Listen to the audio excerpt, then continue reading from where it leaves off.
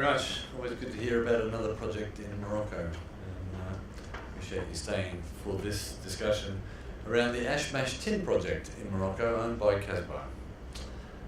Normal disclaimer, Kasbah is an ASX listed single project company. We're developing the Ashmash tin project in the northern part of Morocco, just south of Meknès. Meknès is a city of 600,000 people. We're located about 40 kilometres to the south, so plenty of access to labour. But where we are is the base of the Atlas Mountains, sheep herding, not many people, so we won't have to relocate massive numbers. This is a joint venture with the Japanese. We have Toyota Tsusho, the trading arm of Toyota, owning 20% of the project, and Nitetsu Mining owning 5%. The project's been around for a while.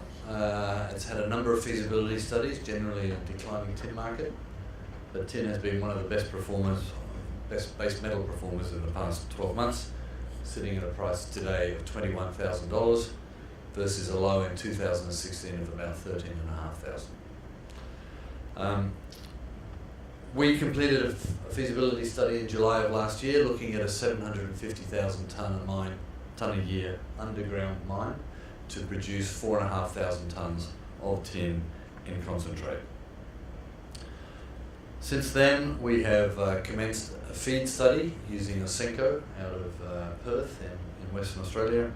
That study will be finished at the end of this week, and we'll let everyone know the results of that, but they were supposed to have finished it yesterday. They asked for an extension due to the significant savings that they found that they needed to just lock down. Quick corporate snapshot. I said we had the Japanese partners there. We're currently capped at about $10 million. The Japanese partners, for their 25% share in the project, paid $25 million, so our 75% is worth $10 million today. So this suggests that we are horribly undervalued. The NPV value of our share of the project is about 100 million Aussie. Small board, strong major shareholder base of Parla is the primary shareholder with 21%, Lion Africa's there with 13%, we've got some traders in there and a couple of high net worths. The rest of the register is largely retail. I've got a short video here which will expand on Morocco and the project and tin, and then we'll talk a little bit about tin.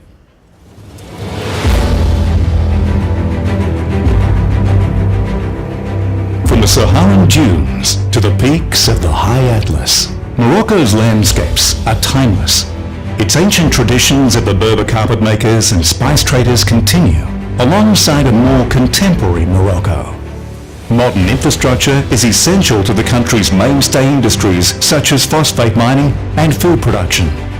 Morocco is considered Africa's economic gateway to Europe. Its infrastructure is highly developed, water and energy are low cost, and its politically stable government has established a mining-friendly regulatory environment. The minerals industry is Morocco's largest foreign exchange earner, and it's no secret that the government is seeking to triple revenue from the sector by 2025. Kasbah Resources is listed on the Australian Stock Exchange, and its focus is tin. The company's Ashmash Tin Project joint venture is located in Morocco's northwest, 140 kilometres from the capital, Rabat. The closest city to the project is Meknès, a modern, bustling city of around 600,000 people. Globally, the Ashmash Tin Project is one of the most advanced tin projects in a non-conflict safe jurisdiction. With a 15 million tonne JORC resource and 7 million tonnes in reserve, the mine has an initial life of 10 or more years. The ore body, which is open at depth and along strike, will be mined from underground and processed using conventional processing methods. As the third largest greenfield tin resource in the world, Kasbah's Ashmash project is globally significant. The two projects with a bigger resource are either low-grade or in a recognised conflict zone, creating an opportunity for Kasbah to become a preferred, reliable supplier of premium quality tin concentrates. In July 2018, Kasbah completed the project's definitive feasibility study with a capital cost of $96 million The project has a 10-year life, an NPV of $98 million and an internal rate of return of 23%. This places the Ashmash project in the lowest quartile of tin producers globally. Funding of the project is now underway, with first production targeted for mid-2020. There is a looming shortfall in tin supply, largely created by traditional suppliers reducing their production as grades reduce and environmental constraints are put in place. There has also been significant underinvestment in tin exploration in the past decade. In this changing environment, supply may not be able to keep up with demand. Tin is a vital ingredient in a wide range of manufacturing sectors. In fact, modern life would be impossible without this versatile metal.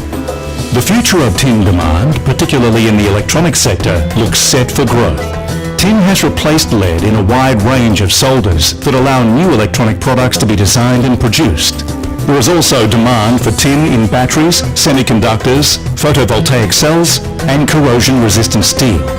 With the stepping stones to construction and operation almost all in place, the Kasbah team is on the verge of attaining its goal to be a long-term producer of premium tin concentrates in Morocco.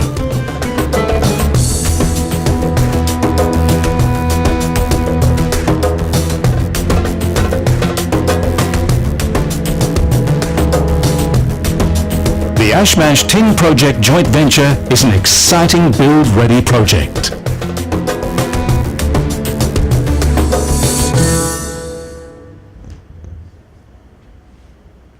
Great pictures of Morocco. If you haven't been there, I'd certainly encourage you to take a holiday. This slide was produced by Rio Tinto about a year ago at a lithium conference, I believe. The metal's most impacted by new technology, and tin came out on top, and as you heard on that video, there's not a lot of new supply out there.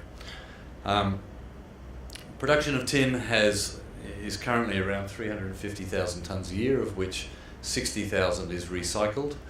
One of the big producers in the world, Myanmar, appeared from nowhere about 6 or 7 years ago and peaked at about 60,000 tonnes of production a year. Primarily easy alluvial material to mine, and that's now peaked and it's falling, and as a result of that you see that grey line falling as production falls away.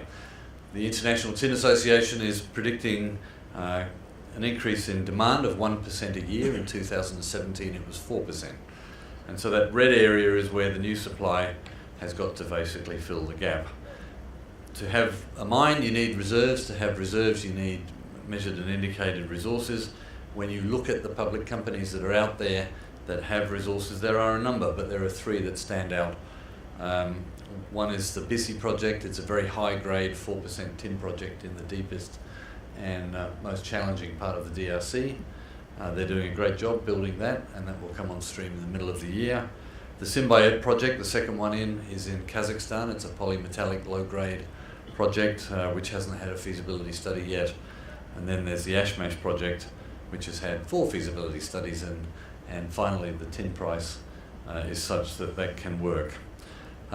Visible tin stocks around the world are at record lows, so we're not going to suddenly see a whole bunch of stock being dumped into the market to suppress the price.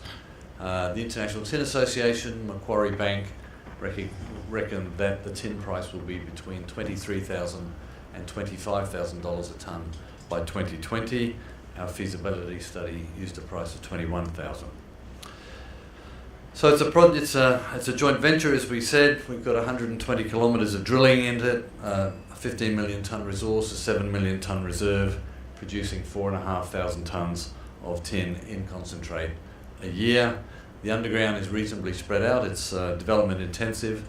We'll be using contract miners, which helps us from a capital cost perspective. It's open stoping, cemented rock fill. It's fairly simple. The rock is very hard. It's not a deep mine. It only goes to 500 metres. In the processing area, the big changes that we've made are the introduction of ore sorting equipment and also high pressure grinding rolls to replace a rod mill, which saves both space and power. The ore sorter is a pre-concentrator, so we will be feeding the crushers at 750,000 tonnes a year. The rest of the plant will only take 500,000 tonnes a year. You saw the the DFS outcomes on the screen before, the ungeared return of 23%. We're working with our Japanese partners at the moment to see if we can get Japanese funding through there. That has the potential to lift the geared returns to about 45%. Plenty of upside exploration-wise. All the ore bodies are open along strike and at depth. And the next 3 months, we had a rights offering on Thursday. We're raising $2.5 million for working capital while we finalise the financing, and we're open to any offers on the shortfall on that. It is fully underwritten by Parla, but they're very happy to welcome in other folks. So thanks very much indeed.